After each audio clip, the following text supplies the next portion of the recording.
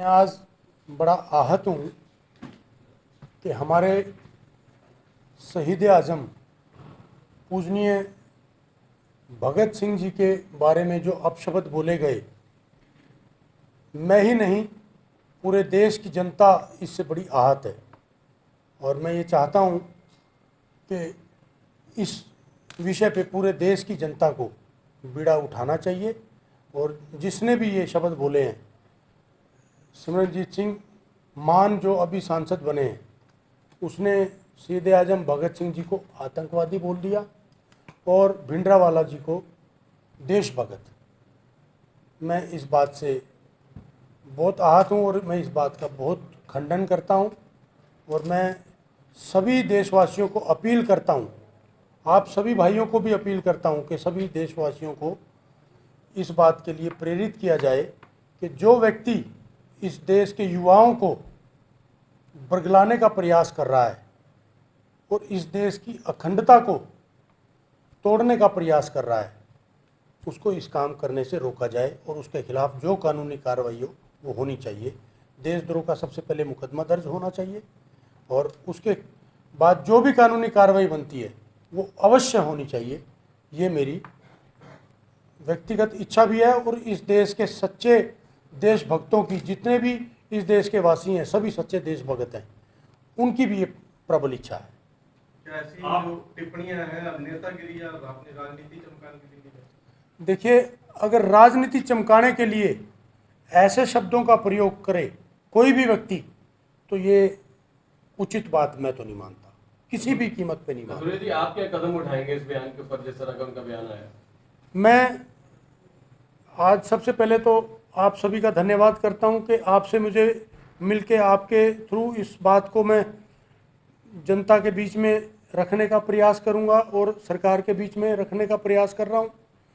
उसके बाद मैं माननीय प्रधानमंत्री जी को, माननीय राष्ट्रपति जी को और इस देश के गृह मंत्री जी को और इस प्रदेश के माननीय मुख्यमंत्री जी को और माननीय होम मिनिस्टर जी को पत्र भी लिखूंगा और कंप्लेंट भी लिखूंगा कि उसके खिलाफ कानूनी कार्रवाई की जाए जिसने इस देश के उस व्यक्ति के खिलाफ अपशब्द प्रयोग किए हैं, जिस व्यक्ति के बलिदान की वजह से आज हम आज़ादी की सांस ले रहे हैं, जिस व्यक्ति के बलिदान की वजह से आज हम इस देश में आज़ादी से घूम रहे हैं, उसको अगर आतंकवादी जो बता रहा है, तो आप ही इस बात का जवाब उससे पूछिए कि आतंकवादी वो है या आतंकवादी ये हैं। सर, क्या लगता है जिस प्रकार से हथियार संसद के अंदर ले जाने की भी इन्होंने एक बार चाह एक रखी थी, उसके ऊपर क्या कहना चाहेंगे आप? देखिए, मैं जहाँ तक संसद की बात कर रहा हूँ, इस देश में उससे बड़ा हमारा मंदिर नहीं है। जिस देश का सबसे बड़ा मंदिर संसद क्यों है? क्योंकि वहीं से हमारे संविधान का पालन होता है, वहीं से हमारे सारे, सबसे बड़ी जमात वही है हमारी। सांसद सबसे बड़ा हमारा मेंबर है और उस देश में वहाँ जाके वो अपनी बात रखते हैं और वहीं से समाधान होता है। जब वो वहाँ हथियार लेके जाना चाहता है तो वो क्या अपने आप को क्या साबित करना चाहता है? वो अपने आप को क्या साबित करना चाहता है, इसी बात से आप अंदाजा लगा लीजिए। जो संदूर का इस समय जो है ये अपने सांसद बने हुए हैं और इन्होंने जो देशभक्त को गाली दी है, पूरे देश को तरह से गाली दी है, आपको लगता है कि उनकी जो सांसद सभा, जो सांसदशिप है, उसको रेजिग्नेशन देना चाहिए या वहाँ से उसको करना चाहिए, या उसको? मैं तो आग्रह करूंगा इस देश के संविधान से कि उनकी सदस्यता रद्द कर देनी चाहिए। ऐसे व्यक्ति को इस देश की उस पंचायत में जाने का अधिकार नहीं है जो इस देश के सबसे बड़े भगत को, जिस व्यक्ति ने 23 साल की उम्र में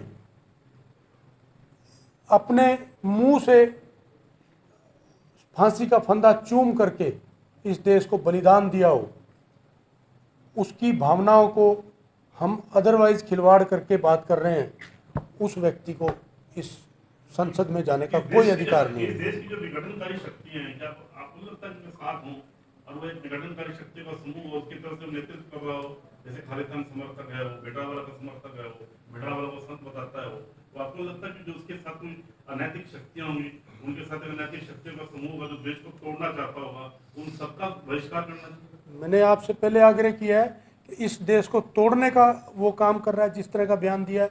लेकिन एक बात मैं आपको बताना चाहता हूँ, इस देश की जनता इतनी कमज़ोर नहीं है कि ऐसे व्यक्ति के कहने से देश को तोड़ने के काम पे लगेगी। देश को अखंड बनाने के काम पे जनता लगी भी हुई है और इस देश के वीर, इस देश के सैनिक, इस देश की पुलिस इस देश को अखंड भारत बनाने की तरफ चली हुई है। ऐसे व्यक्तियों के कहने से देश नहीं टूट सकता, इस बात का मुझे पूरा कॉन्फिडेंस है। और ये देश अखंड है, अखंड बनेगा। और पूरे एशिया के अंदर आज अगर देश सबसे बड़ी ताकत है तो इस देश के वीरों की वजह से है। जो वीर इस देश के आज हर स्थिति में इस देश को आगे बढ़ाने के लिए तैयार बैठे हैं। आप युवाओं को पर्टिकुलर क्या संदेश देना चाहते हैं 2 लाइन में, जो मतलब जैसे आज आपने प्रेस कॉन्फ्रेंस की है, आप आहत हुए हैं, आपको चोट लगी है देशवासी होने के नाते, और हर उस नागरिक को चोट लगी होगी जो सच्चा देशभक्त है, तो आप एक देश में क्या टैगलाइन देना चाहते हैं कि हर युवा को, हर जो यूथ शक्ति है उसको क्या करना चाहिए, जो ये सिमरनजीत सिंह मान जो सांसद भी है और आतंकवाद फैला रहा है, दिलों में आतंकवाद, दिलों में जहर फैलाने का काम कर रहा है, वो टैगलाइन क्या चाहते हैं, आप क्या कहना चाहते हैं युवाओं को खास करके? मैं युवाओं को एक आग्रह करना चाहता हूं कि इस सांसद के अगेंस्ट पूरे देश में शांति प्रिय विरोध करना चाहिए।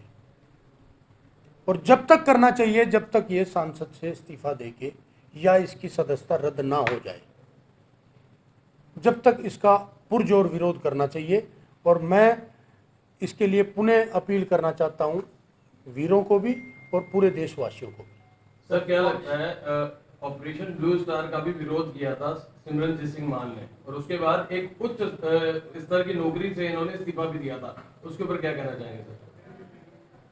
इस्तीफा देने से पहले मेरे को एक लाइन याद है, इन्होंने बोला था कि मेरा पुलिस से मोह भंग हो गया है।